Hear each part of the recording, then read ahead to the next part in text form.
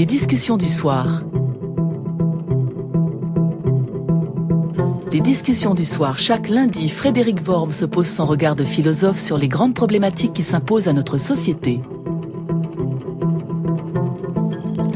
Ce soir, je reçois l'historien Enzo Traverso qui enseigne actuellement l'histoire à l'université de Cornell aux États-Unis.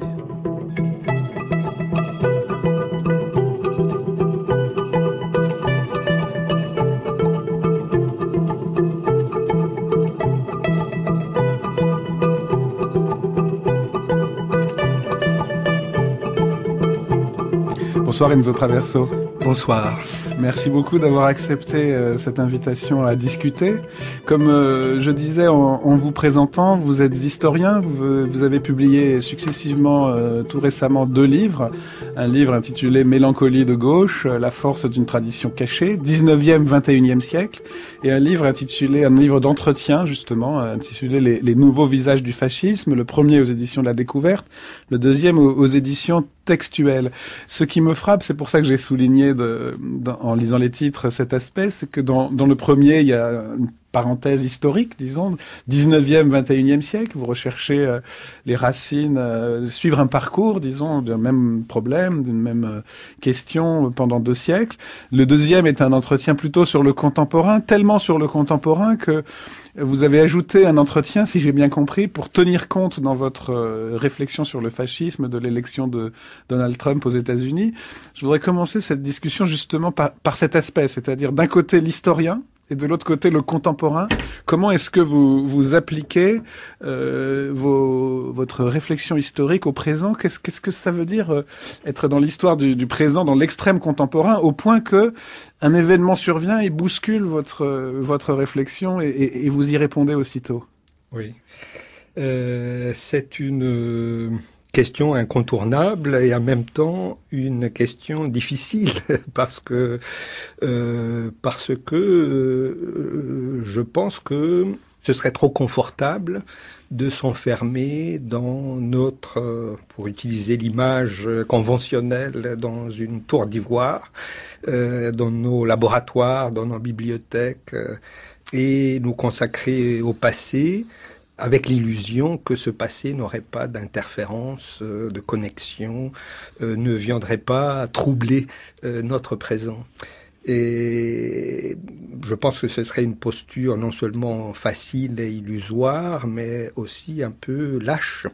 Je suis un historien qui a, comme tout le monde, un parcours intellectuel et politique derrière lui.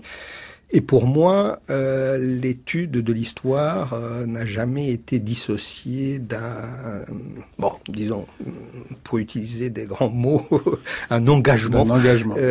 Mais au sens, non pas comme ça, simple partisan du terme, un engagement au sens citoyen, disons, au sens politique, au sens le plus large du terme. Dans le présent. Donc, je pense qu'il faut tenir les 2 bouts, ce qui n'est pas simple, mais la posture prétendument scientifique, la neutralité axiologique de la science, la capacité de faire abstraction des aspérités et aussi des traumatismes du présent, c'est une posture qui ne me convient pas. Donc j'essaye de faire un travail d'historien, et faire un travail d'historien implique forcément établir une distance critique par rapport à l'objet de nos analyses, de nos enquêtes, de notre réflexion, mais sans évacuer, disons, les sollicitations, les questions, les interrogations, et aussi parfois les questionnements gênants et problématiques qui surgissent du présent. C'est difficile, ça peut être troublant et ça peut remettre en question, disons, la posture du chercheur. Ça peut être aussi très fructueux, parce que ça nous aide à repenser un peu les catégories avec lesquelles nous travaillons. Alors, ce que vous dites, au fond, là, tout d'abord, Enzo Traverso, c'est l'effet finalement du présent sur le travail de l'historien, à la fois à travers l'engagement, la participation au présent, et puis le traumatisme éventuel du présent, qui amène à remettre en cause ces catégories. Mais en sens inverse, en tant qu'historien, comment est-ce que vous mobilisez l'histoire pour comprendre le présent lui-même? C'est-à-dire, dans cet engagement, j'allais dire, aussi de l'histoire dans le présent. Est-ce qu'on n'est pas même aujourd'hui forcé d'aller un tout petit peu plus loin quand on parle de l'histoire du présent, au sens où on a l'impression que il y a aujourd'hui une mise en cause de l'histoire, que le présent lui-même nous semble si traumatisant, justement, si confus, qu'il ne prend même plus place dans une histoire. Et que faire l'histoire du présent, c'est aussi essayer de lui donner un sens, de résister à cette désorientation qui peut caractériser pour certains les événements d'aujourd'hui. Est-ce que vous pensez qu'il y a besoin de l'histoire pour comprendre ce qui se passe ? Je pense que un regard historique sur le présent et même sur le présent le plus actuel, le plus contingent, disons, peut être utile. Alors, je ne dis pas que c'est la seule approche possible, ni qu'il s'agirait de l'approche la plus intéressante, mais une mise en perspective historique du présent me semble nécessaire. Entre autres parce que nous vivons une époque qui a été par plusieurs chercheurs, notamment par l'historien François Hartog, qualifié de présentiste, c'est-à-dire un régime de temporalité, comme il est souvent défini, qui réduit tout au présent, qui efface le passé et le futur, en les comprimant dans le présent. J'ai l'impression, mon livre sur la mélancolie de gauche s'ouvre par ce constat. La dialectique historique telle qu'elle était définie il y a une 50aine d'années dans un essai célèbre par Reinhard Koselleck, le grand historien des concepts, comme une relation symbiotique entre le passé et le futur, le passé comme un champ d'expérience et le futur comme un horizon d'attente. Oui. Cette dialectique historique s'est brisée et nous vivons dans un présent qui a dilaté, qui a absorbé en lui-même aussi bien le passé que le futur. Et par conséquent, je pense que il faut briser cette cage et il faut essayer de repenser le présent en le mettant dans une perspective historique qui ne surgit pas spontanément dans l'action et même l'action consciente de nos contemporains. Finalement, même le présent, c'est déjà être revenu dans l'histoire. Au fond, on pourrait dire l'éclatement des événements, de la manière dont ils nous sont transmis par l'information, de leur brutalité, des seuils de changement aussi qu'ils semblent impliquer, aussi bien la mondialisation, les élections ici et là, les changements politiques, parfois n'ont même pas de contemporanéité immédiate.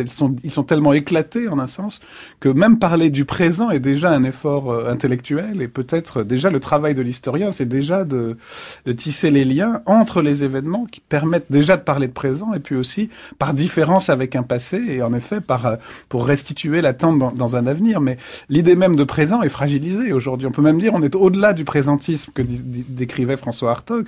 Le présentisme étant l'impératif de l'actualité. Est-ce qu'on n'est même pas aujourd'hui, je dirais en 2017, déjà au-delà de ça, dans même un risque qui pèse sur l'événement, sur le présent lui-même, sur le sens même de ce qui se passe, en dramatisant un petit peu les enjeux? Il y a certainement ce risque,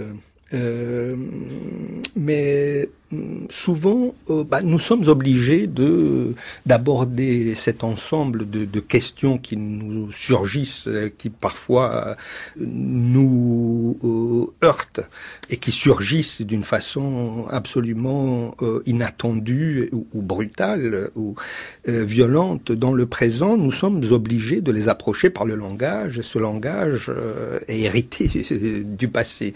Il véhicule des catégories comme même fascisme dont nous allons parler, ou gauche même. Des catégories que nous avons héritées du passé et parfois d'un passé très lointain, mais telles qu'elles ont été reformulées ou refaçonnées au XXe siècle.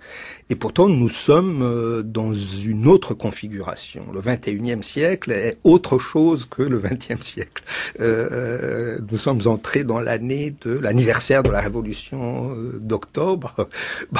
La révolution russe qui a projeté son ombre et donc et qui a ouvert un cycle qui s'est étalé sur tout le XXe siècle, eh bien, elle appartient aux yeux de tout le monde à un passé révolu.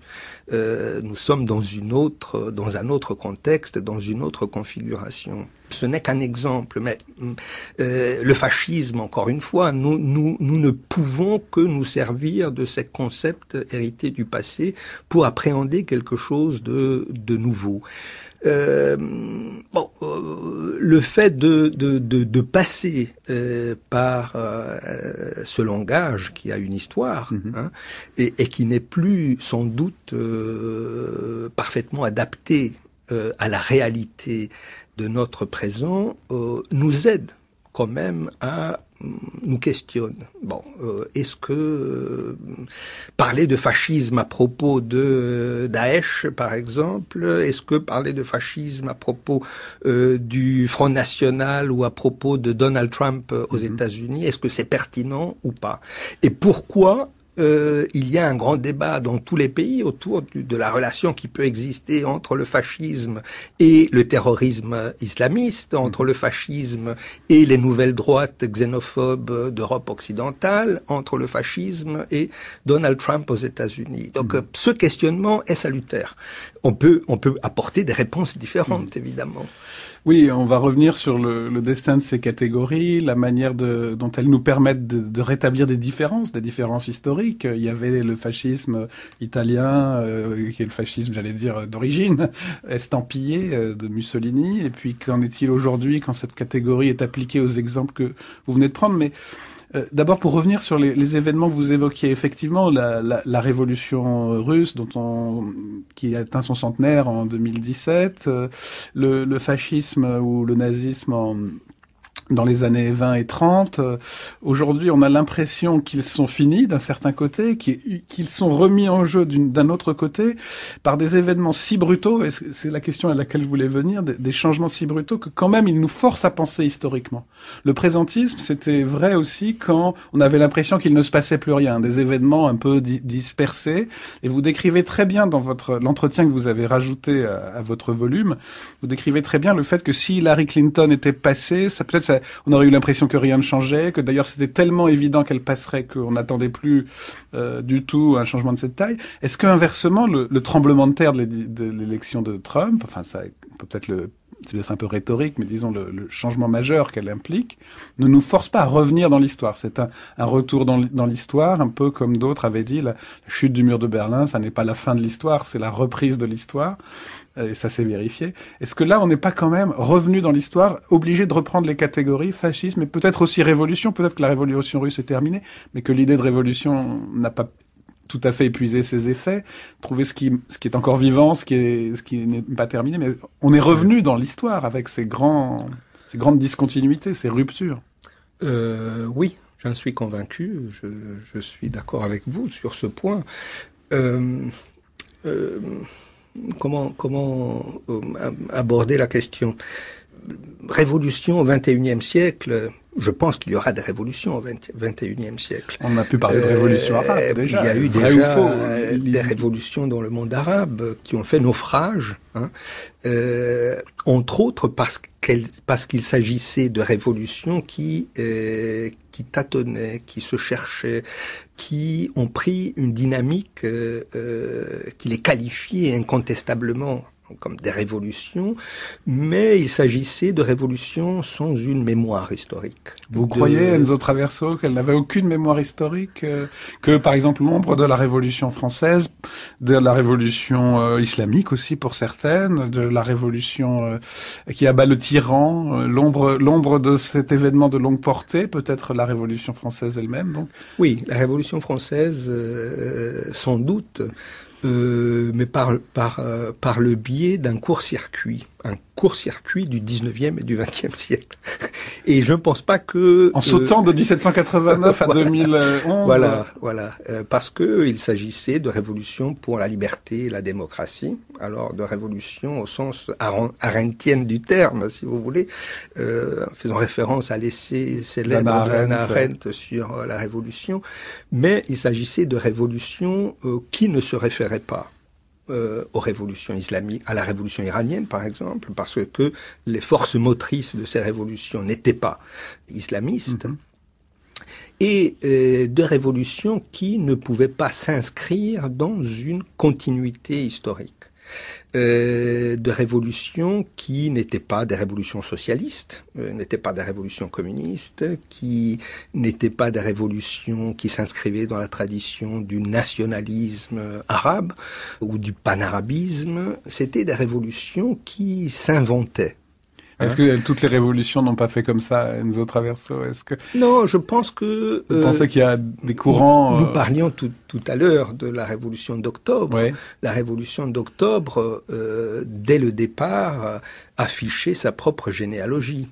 Était une révolution qui, non seulement se présentait comme un événement poursuivant une tradition amorcée en 1789, mais elle reconnaissait ses ancêtres en 1848, dans la Commune de Paris et la Révolution de 1905.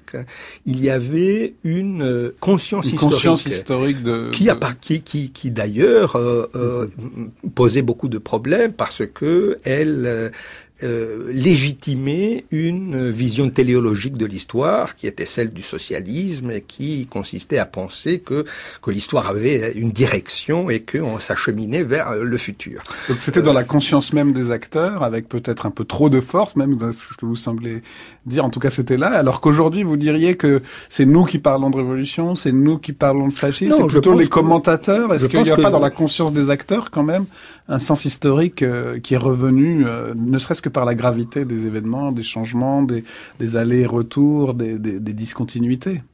Non, je pense que les acteurs des révolutions arabes étaient conscients de participer d'un événement de portée et de dimension historique, ne serait-ce que par l'amplification médiatique de l'événement, ce qui est une caractéristique du monde global.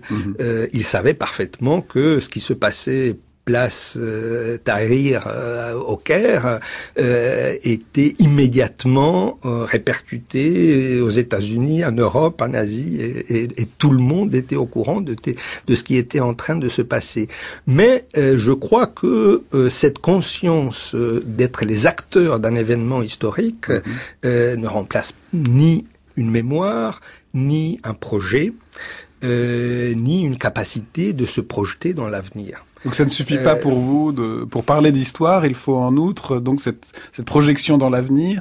Est-ce qu'il faut la définition d'un but utopique? Vous distinguez aussi, je crois que c'est au début de Mélancolie de gauche, vous reprenez l'idée de Ernst Bloch, de l'idée de distinguer des rapports à l'avenir, de domination, de conquête technologique, et puis d'une utopie libératrice. Si on n'a pas cette utopie libératrice, on n'est pas dans l'histoire au sens avec un grand H, en quelque sorte.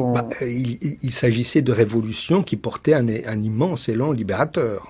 Oui. Ça me paraît l'évidence même. Oui. C'est le caractère propre aux révolutions. Mais il s'agissait de révolutions mutilées par, disons, les contraintes de ce régime d'historicité présentiste dont on parlait tout à l'heure.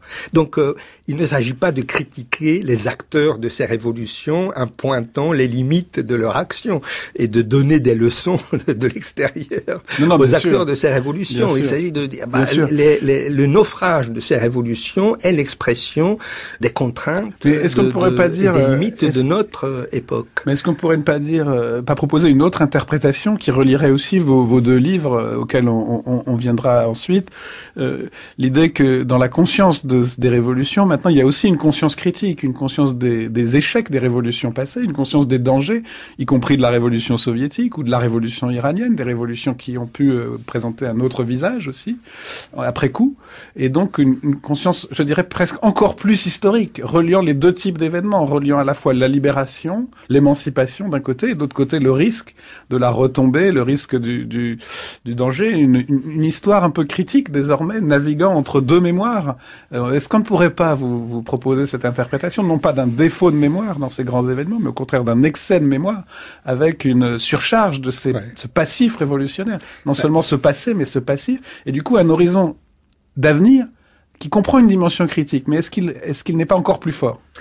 Je ne suis pas en mesure de répondre à cette question, tout simplement parce que je ne suis pas un historien du monde arabe et je n'ai pas lu la production textuelle. Les scrupules vous honorent et me critiquent. Mais je ne suis pas tellement convaincu par cette hypothèse parce que les révolutions arabes participent d'une vague dans laquelle on peut inclure des mouvements qui sont beaucoup plus proche de chez nous et qu'on connaît mieux, La Nuit debout, Los Indignados en Espagne ou Occupy Wall Street aux États-Unis, et des mouvements qui présentent des traits similaires.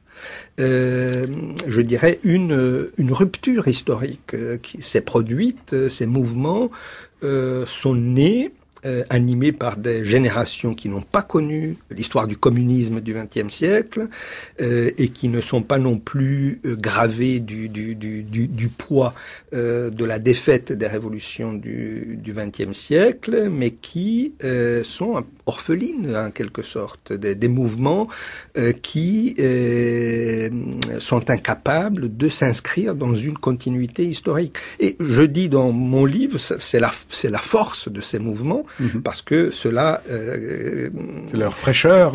Et ça crée une énorme liberté, un espace ouvert à l'invention, à l'élaboration, et en même temps une faiblesse et une fragilité, parce que il s'agit de mouvements qui ne peuvent pas assumer un passé qui leur permettrait d'aller de l'avant. Ils n'ont pas cette conscience d'être, d'appartenir, de vivre une aventure qui est transcendée, dont les destins sont transcendés par quelque chose qui les dépasse.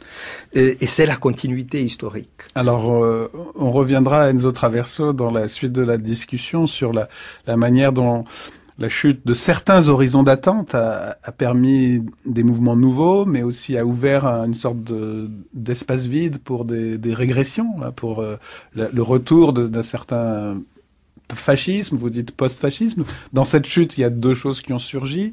On y reviendra après avoir écouté un témoin musical de la période que vous avez analysée historiquement et aussi philosophiquement de cette Allemagne du XXe siècle avec ses mouvements créateurs et notamment les philosophes juifs que vous avez étudiés. Cette fois-ci, c'est un musicien, Arnold Schoenberg.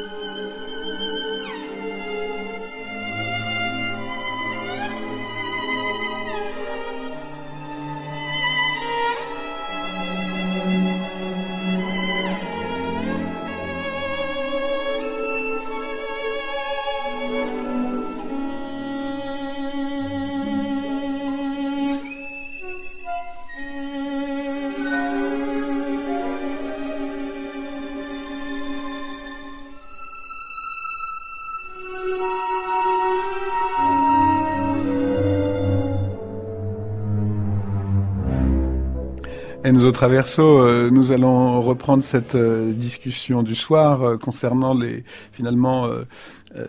la situation historique présente qui résulte selon vous aussi de l'écroulement des horizons d'attente ouverts au XXe siècle par le socialisme, par les utopies émancipatrices, qui permettent des nouvelles inventions démocratiques, mais aussi dans lesquelles s'engouffrent des nouvelles régressions antidémocratiques. Pour les penser, l'histoire nous apporte des connaissances, mais aussi l'analyse du discours. On parle beaucoup aujourd'hui, pour caractériser beaucoup de mouvements, très souvent de populisme, je mets des guillemets, souvent aussi de fascisme. Vous refusez, le premier mot, le terme de populisme, pour caractériser aussi bien Donald Trump aux États-Unis que les mouvements européens. Vous forgez, pour comprendre ces mouvements, vous reprenez la notion de fascisme, mais vous forgez la notion de post-fascisme. Est-ce que vous pouvez revenir d'abord sur la nécessité de ces mots, et le regard historique, l'implication historique qu'ils comportent, et la nécessité de les préciser, de refuser certains, de corriger d'autres. Cette expression de post-fascisme en particulier que vous construisez, en quoi est-ce qu'elle décrit notre présent politique ? Oui. Vous voyez, Frédéric Worms, cette notion de post-fascisme est une notion aporétique, est une notion qui n'a pas un statut comparable à celle de fascisme ou de communisme ou de libéralisme. Ou même le totalitarisme. Ou totalitarisme, quoique on pourrait discuter au sujet de cette notion, notamment à propos de ses usages contemporains. Mais la notion de post-fascisme, telle que je l'utilise, essaye d'appréhender des mouvements, des événements, des mouvements qui se produisent sous nos yeux, mais qui ne sont pas cristallisés. Une situation transitoire. Le Front National a des origines fascistes. La matrice du Front National est le fascisme français. Alors vous me direz... Alors, quel serait le point crucial qui permet de définir le fascisme? Alors, on connaît l'histoire du Front National, on sait très bien quelles sont ses origines. Il y a tout un débat historiographique, intellectuel et politique sur le fascisme français. Y a-t-il eu un fascisme en France ou pas? Il y a une querelle parmi les historiens autour de cette question, mais je pense que celle-là est la matrice du Front National. Or, le Front National d'aujourd'hui est très différent par rapport à celui des origines. Il y a une mutation qui s'opère et dont on ne peut pas pour l'instant voir l'aboutissement. Donc la notion de post-fascisme vise en même temps à reconnaître une matrice, une origine. Nous savons à qui nous avons affaire. En même temps, appréhende un processus de mutation, une métamorphose qui est aussi indéniable. Et je suis italien, j'ai vu quelle a été la trajectoire du néofascisme italien dans l'après-guerre. Aujourd'hui, il s'agit d'une mouvance politique qui s'est complètement diluée dans la droite traditionnelle. Alors, je ne dis pas que c'est la tendance dominante du Front National aujourd'hui.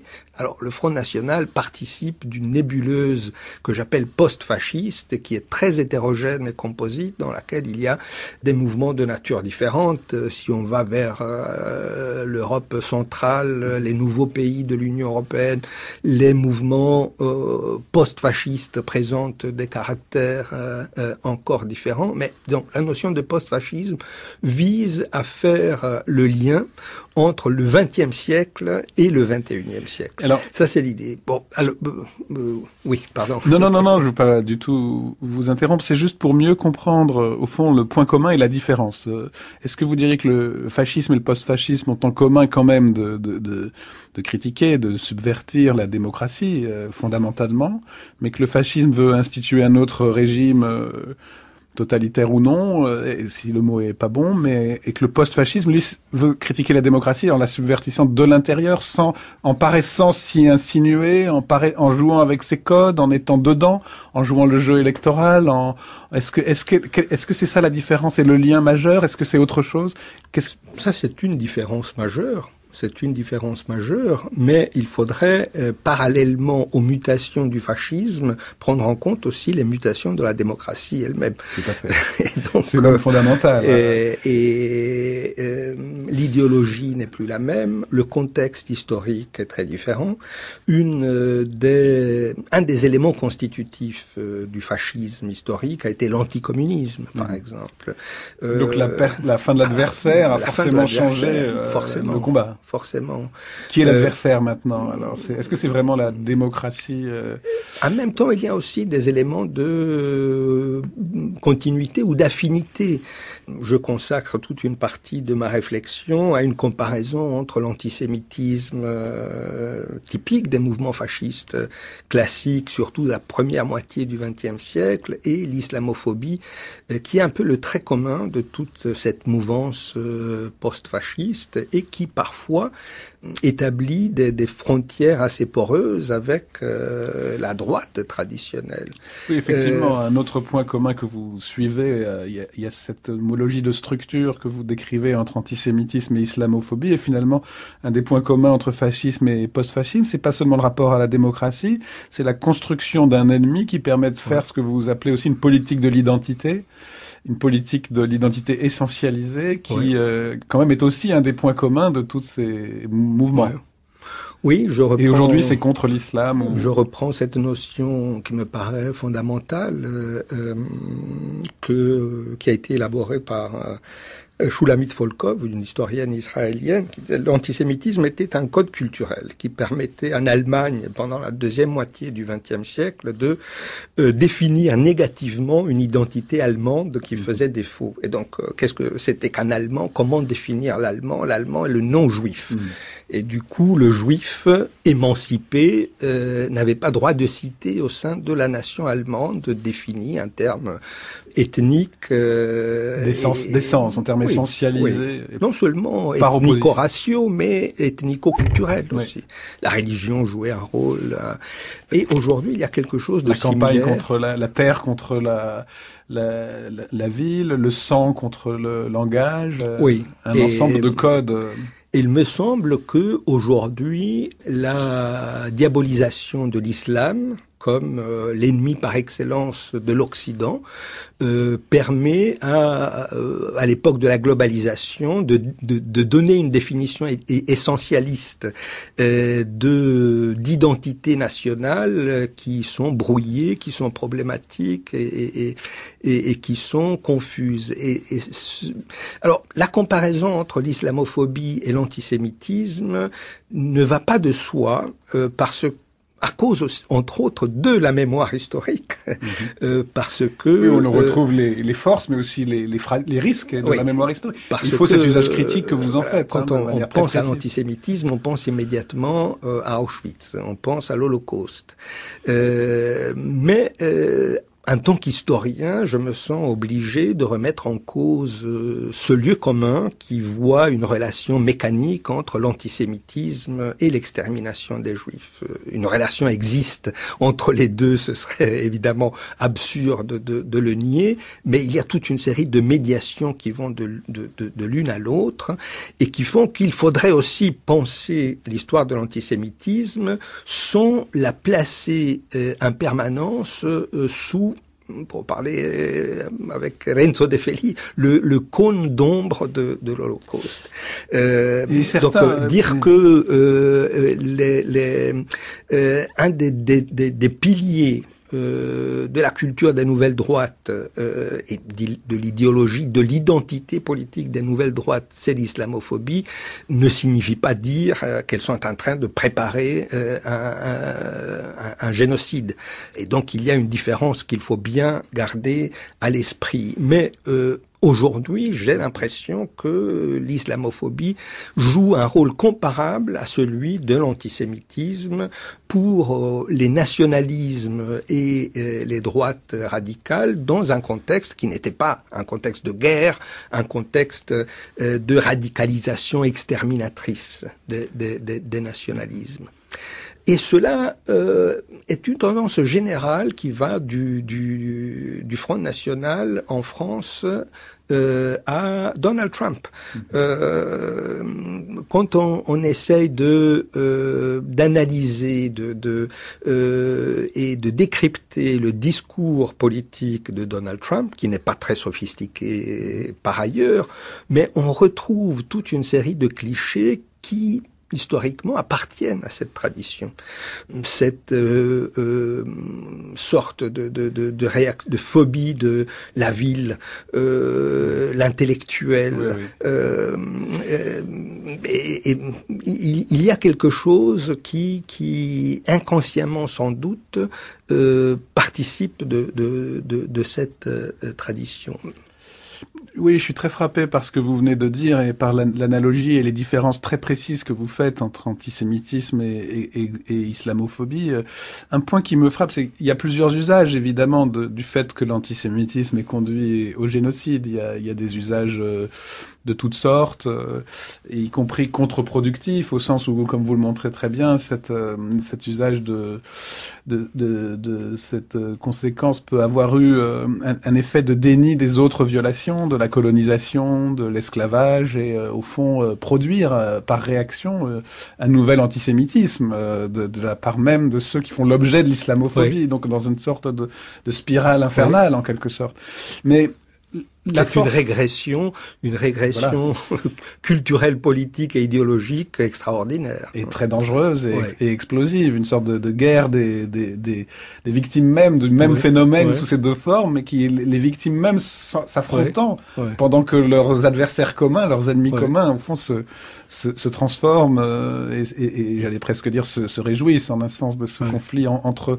Mais là, justement, pour lutter contre ça, et je pense qu'on peut dire effectivement qu'il y a un certain nombre de contingences qui ont conduit de l'antisémitisme au génocide, mais que toute exclusion radicale, tout racisme radical comporte en tout cas quelque chose d'extrême qui est virtuellement meurtrier comme un génocide. Et donc, en un sens, pour condamner l'islamophobie, se servir du fait que toute phobie, homophobie, islamophobie ou autre, contient en germe quelque chose comme une exclusion radicale, comme un assassinat de masse, un crime contre l'humanité. Ça n'est pas dire qu'il l'est déjà, mais ça veut dire aussi montrer la radicalité du problème.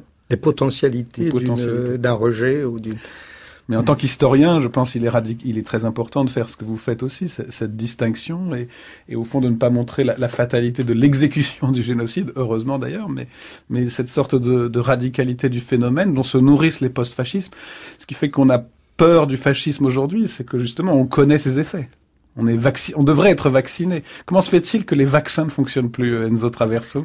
Comment se fait-il que l'histoire ait disparu même comme vaccin? C'est-à-dire, vous dites, elle a disparu comme horizon. Dedans se sont engouffrés ces mouvements, ces répétitions. Est-ce que l'histoire comme vaccin sur lequel s'est appuyé l'antitotalitarisme, une certaine démocratie libérale, est-ce que le vaccin historique est périmé? Est-ce qu'il faut se le réinjecter? Est-ce qu'il faut passer à autre chose?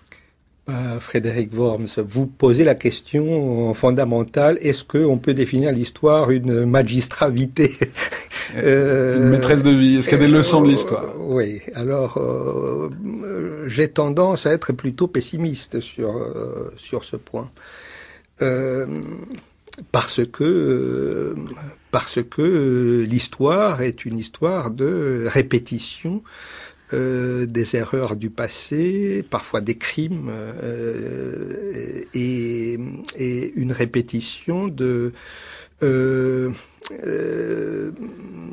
d'événements et de tragédies contre lesquels nous croyons être vaccinés. Ça, c'est...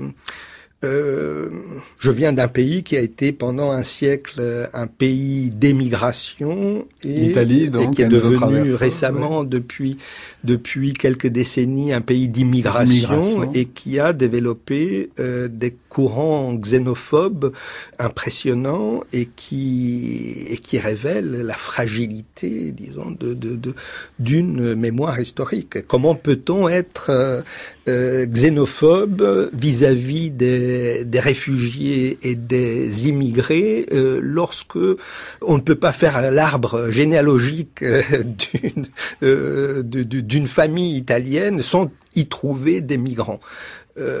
Oui, alors que Cavana en France avait écrit les Ritales pour dire un peu la condition des Italiens en France. Maintenant, la Ligue du Nord en Italie parle d'aller à la chasse, tirer sur des Africains dans les prés, emploie le langage le plus extrême qui soit. Comment est-ce que vous analysez effectivement cette sorte de... Je trouve que c'est aussi l'expression d'un déclin, et cela, hélas, n'est pas spécifique à l'Italie. Bien sûr, non, pas du tout. Sinon, on pourrait regarder les choses avec un certain optimisme. C'est une tendance générale aussi à le déclin de la clairvoyance politique de nos élites. Alors je suis un peu gêné à tenir ces propos parce que ça apparaît un peu comme le discours de celui qui ne fait que se plaindre. Mais on peut se plaindre quand on appuie sur la critique et sur l'expérience. Si on pense à l'histoire de l'Union européenne, les leaders politiques conservateurs qui ont jeté les bases de l'Union européenne dans les années 50 étaient beaucoup plus clairvoyants et courageux que nos élites politiques actuelles qui sont prêtes à faire éclater les fondations déjà très précaires de l'Union européenne parce que ont peur d'accueillir quelques milliers de réfugiés, et dans un continent qui a un besoin vital d'immigrer à cause de son déclin démographique. C'est un problème qui affecte la France moins que l'Italie, l'Espagne ou l'Allemagne, mais c'est un problème général. Oui, donc il y a une part d'irrationalité. Pour des raisons économiques aussi. Voilà. Il y a une irrationalité, une incapacité de parler aux citoyens, alors on de a leur l'impression, expliquer les choses. Enzo Traverso, pour terminer trop vite cette conversation, on a l'impression que la rationalité est peut-être insuffisante pour lutter contre cette irrationalité. Qu'est-ce qu'il faudrait retrouver comme un irrationnel positif contre cet autre irrationnel? Est-ce que c'est la mélancolie de gauche? Est-ce que c'est dans cette mélancolie qu'on peut retrouver l'invention, le courage aussi de lutter? Est-ce que nos dirigeants actuels ne sont, au fond, peut-être pas suffisamment mélancoliques, c'est-à-dire n'ont pas suffisamment ne souffrent pas suffisamment de ce qui se passe, ou de ce qui est perdu, ou de ce qui s'est écroulé, pour retrouver le besoin de faire autre chose? Quelle est la passion que vous recommanderiez, la passion politique que vous recommanderiez? Même, oublions un instant que vous êtes un historien scrupuleux, dites-nous la passion qu'il faut mobiliser. La passion qui, à mes yeux, peut permettre de changer de cap et d'amorcer une tendance nouvelle, c'est la passion de l'égalité. Et cela nous ramène très loin à la gauche et disons aux ancêtres de la gauche elle-même, dans la notion d'égalité plus ancienne que... Quand je dis la gauche, c'est réducteur, mais je sais que vous définissez la gauche par l'égalité.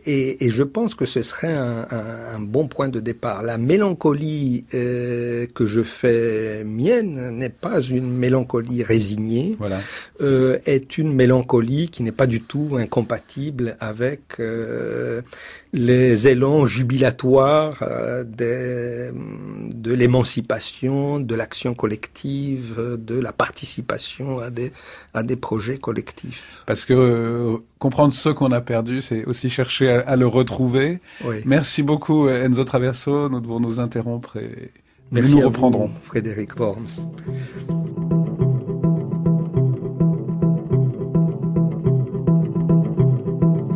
Les discussions du soir, Enzo Traverso, Claire Poinsignon, Stéphane Desmond, Anne-Pascale Desvignes, Frédéric Worms.